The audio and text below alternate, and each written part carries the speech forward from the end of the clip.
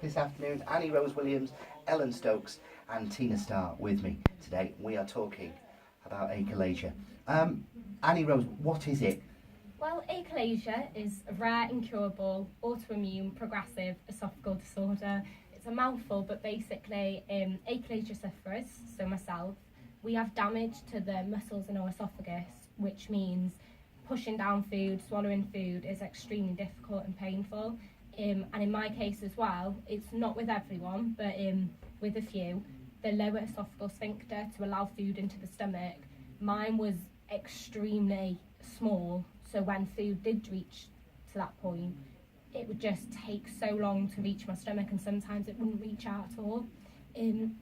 So yeah, that's pretty much what achalasia is. That is horrendous. So when you chew, is that painful? When I chew, that's absolutely fine.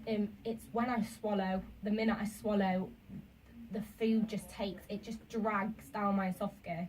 It's a really uncomfortable and painful experience when eating, but basically chewing's absolutely fine. I try to chew my food as much as possible to make it easier going down my esophagus, but yeah, it's the swallowing and then reaching my stomach that's painful for me.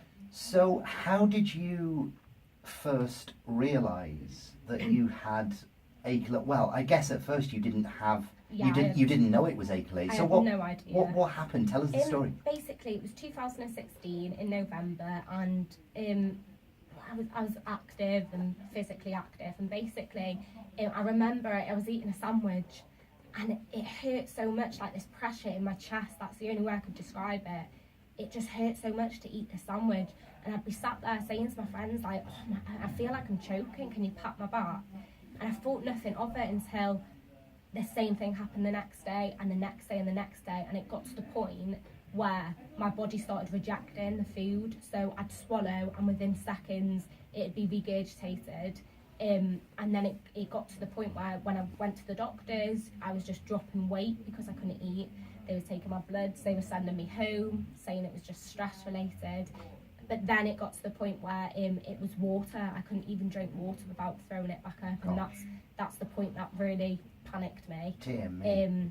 So yeah, that's when I first found out something was wrong. So Tina, what happened? What happened next? For me, it was like she just woke up with this. One day she wakes up and she couldn't swallow water.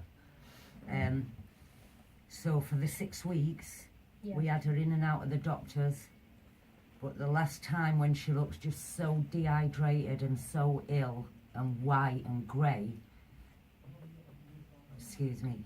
No, that's fine. I'll take over. Yeah, basically, it took 6 weeks for, I'm going to say, to be taken seriously, because at the start, I think, at the age that I was, it did sort of sound like an eating disorder, yet the amount of times, like I said to the doctors, I said to the staff, listen, it's not that, there's something wrong with me, please just help.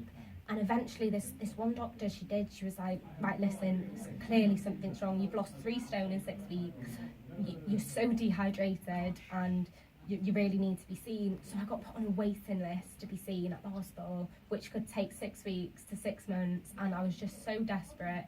It got to the point where I remember I just woke up one morning and I had no energy to even get out of bed, and my dad just took me straight to the hospital, and he wouldn't leave until I was seen to. Yeah.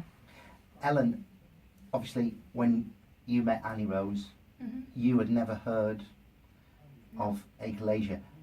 Knowing what you knew when you first met, how did it make you feel that this lovely, lovely person that you knew was going through all this trauma? Well, at first I was told through other friends at the time that like she just wasn't feeling well, and I just thought, like, it's stomach bug, everybody gets it, and she's having a hard time with it. But then someone said that she was actually not well, as in there was something more to it, and I didn't understand, which is why I thought I'd get in touch with Annie Rose myself just to discuss it, because I did not understand, the idea that it's permanent, the idea of like not being able to swallow food is permanent. There's no cure for it at the minute.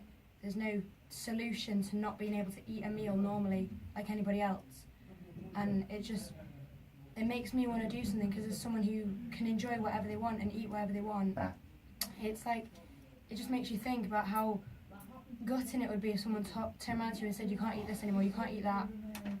You know, it's... Well, I know that you did something, and we will talk about that a little bit later on in the show. But next, we will talk about how it's affected your life, Annie Rose. Before we play another tune, so you got diagnosed. When you got the diagnosis, what was your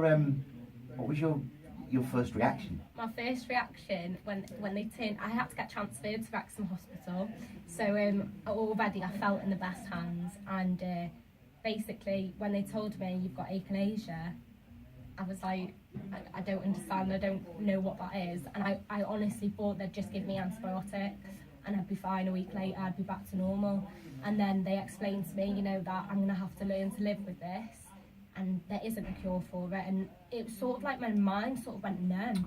I didn't really know how to process that information for a few weeks. Did you cry for a bit? Yeah, I was more thankful that I was getting seen to and I was getting the treatment that I needed. It wasn't until after my surgery that it hit me that this is my life now. Tina, as Annie Rose's mum, when she got the diagnosis, I mean, how did you feel? It's scary because when the doctor said to Annie Rose it's life-threatening and that you can't lie down to sleep anymore, he made sure that he said that to her, do not lie down to sleep, because many a time you've got up, haven't you, Annie Rose, and she's choking from food that's been there, you know. So you have to sleep sitting up? Yes. But when I was being diagnosed, I'd wake up each night choking on my own bile, and that's so scary. And then when I was in hospital, they told me, don't lie down to sleep, because if there's food still stuck there, you will choke.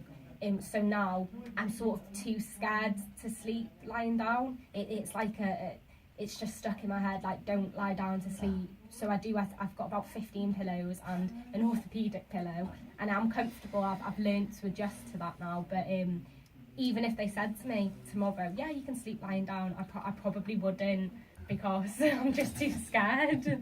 Well, we think you're amazing. Oh, thank you. We really do think you're amazing.